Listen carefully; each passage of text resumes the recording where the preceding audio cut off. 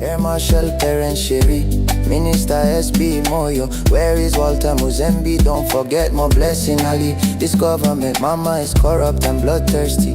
No to clueless government, sex for Mr. Appointments. No to gold mafia. Even you, Prophet Angel, you a criminal.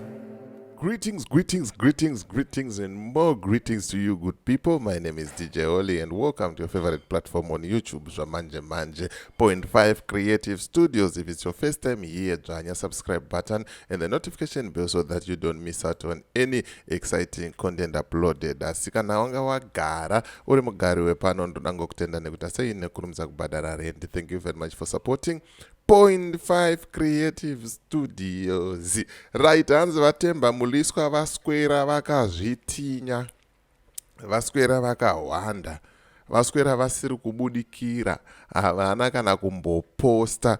Mushure mekunge sewiki ZvaChivayo vabudisa hombowo kuti mota iri kudhiraivhwa naTemba Mliswa ndivo vakatenga. Zviri kuitika munyika yeZimbabwe zvamanje manje mawani.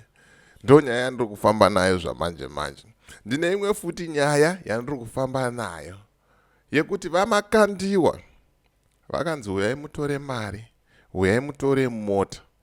Vakati handikwanisi kutora zvipo zvako iwe, wakasviba. Instead uya kumba tikunamatire.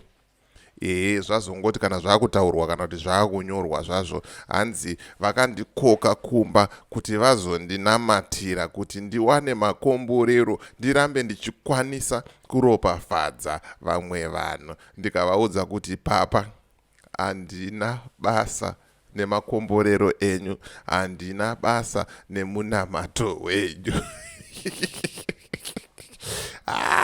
Zvinhu zvacho zvazviri kuita mawani zvekutodaro. Saka ndangouya kuti ndikupei update. Pandisati ndakupai update idzi zvizere, ndiri kuti kana une bhizimusi raunaro rauda kushambadzirwa, ndibate. Namba dzangu ndo dziri pascreen. Kana une nyaya yaunayo yauda kuti ndifambire, ndibate futi pasame namba dziripo pascreen apo. Handitika. Right, sekuru Shumba vari kutaura kuti vari munzvimbo yePretoria kune vazukuru vachada kubatsirwa nasekuru Shumba panyaya dzezvemweya. Sekuru Shumba ndivo vamuri kuona pascreen apo. Nambo dzavo ndidzodzo dzamuri kuona chii pasi apo. Batai sekuru Shumba, vakubatirei dare, vakubatsire. Hanzi haikona kuzoyeuka bako mvura yanaya.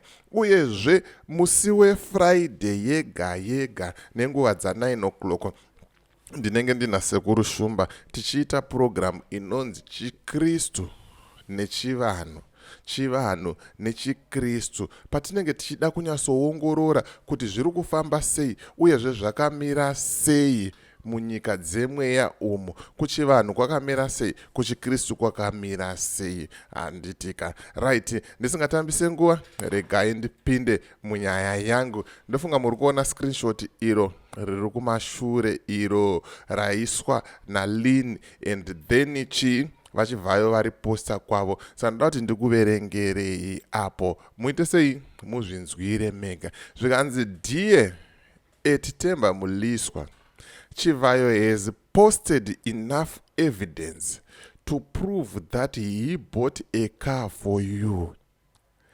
The uncovered picture of your passport is there on his WhatsApp status. What do you have to say now, you liar? Vakabuda nezuro sabhuku vachipopota vachita handisati ndambotengerwa muchovha naChivayo. Asi kana muchida kunditengera sekuru, munokwanisa kunditengera. But ezvinezvi ZvaChivayo vambo vazongobudisa kuti ko ndinowaneiko pakunyepa kuti ndakakutengera mota. Uyezve mari yawakandikweretesa i10,000 chete. Waidanana futi nehanzvadzi yangu. Nyaya dzacho soka. Vakaiva.